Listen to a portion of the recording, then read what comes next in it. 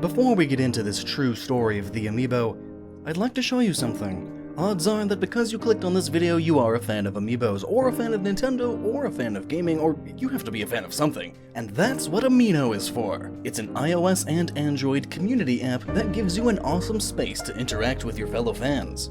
Think of it like a combination of Tumblr and Pinterest with polls and blogs and news and more. There are thousands of communities within it, from Pokemon to Undertale, cartoons, Marvel, and of course, Amiibo. I specifically wanted to highlight Amiibo Amino because it's so fun to say. Amiibo Amino, Amiibo Amino, Amiibo Badama Dabin. I've put download links in the description for you to check it out, and a huge thank you to them for sponsoring this documentary.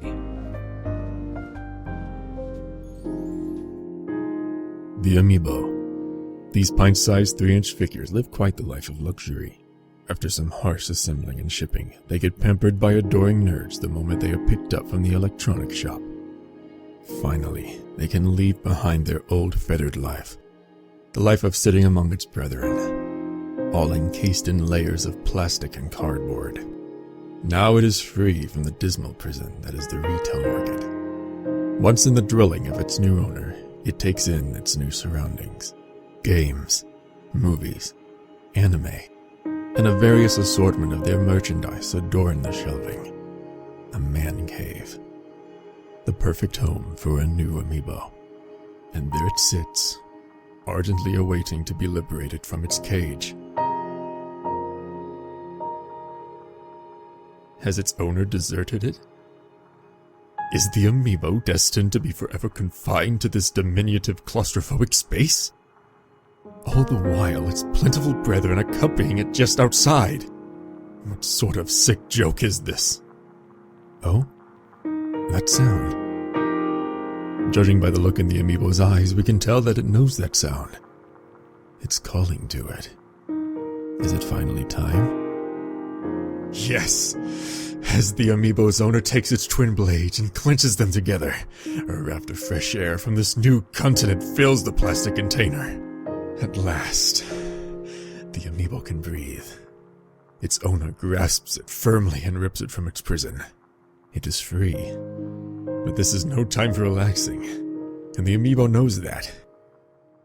Now it must make its first impression in the digital world. As the Amiibo approaches the gamepad, it finds it difficult to hold in the anticipation. Here it comes, its true potential in life. As its base first makes contact with the pad, the Amiibo lets out a climactic squeal of bliss. This is one small step for Amiibo, one giant leap for me-kind. The Amiibo's owner then adorns it in proper attire and begins training, starting by teaching it some new combat abilities. And then the real training. Come at me, says the owner. And the novice Amiibo shows no mercy as it gives its owner the best beating it can dish out.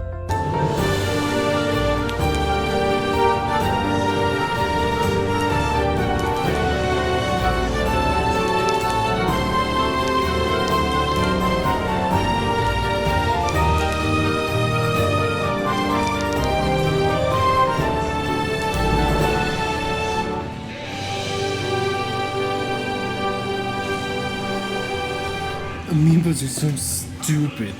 Initially hurt by this remark, the Amiibo knows that it has to get better. Someday it will prove itself. Someday, the apprentice will outdo the master. But after some hours on end, the Amiibo finds out that it is not this day.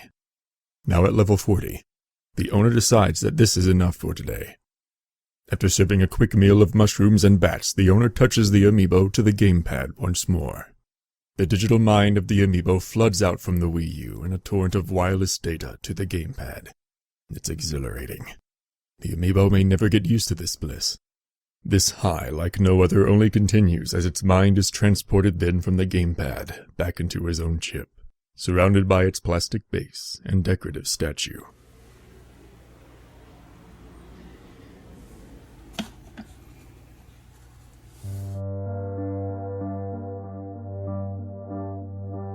The night is long.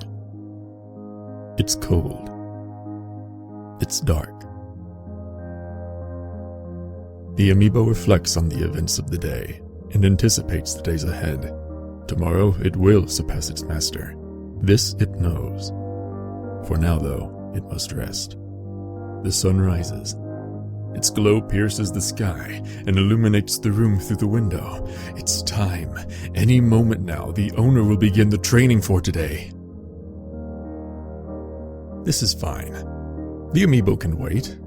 Although it is eager, it has learned patience. It counts the seconds that pass the time. But then the seconds turn into minutes, and the minutes into hours. And the night falls again. Surely this time the owner will commence the training. And yet he did not. The owner did not even gaze in the general vicinity of the Amiibo. The days turn to weeks, and the Amiibo keeps counting, waiting, counting the seconds, passing the time. This downtime cannot last for much longer, and so it counts, and waits. And the weeks turn into months. The Wii U itself has not been activated in all this time either. It too lays there, having weight. But much like the Amiibo, it sits, as gravity continues pulling it down onto the shelf. It waits. Until finally one day, the owner notices the Amiibo. Finally, today is the day the training will recommence, and the master shall be outdone by his student. It is time! Oh? Perhaps rather than training against the master, today he is hosting a Coliseum event.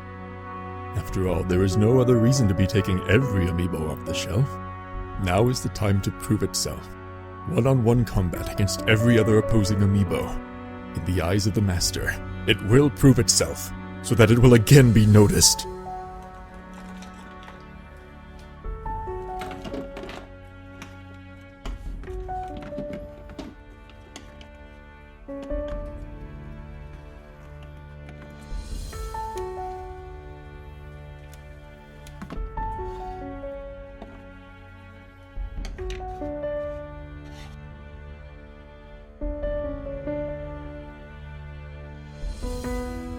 All of its hopes, all of its dreams, crushed in all but a minute. Now shunned into the back of the shelf. It is unlit. It may never feel the warmth of the shimmering sun again. Now, it just sits once more, heartbroken. It counts the seconds that pass the time. But then the seconds turn into minutes. And the minutes turn into hours.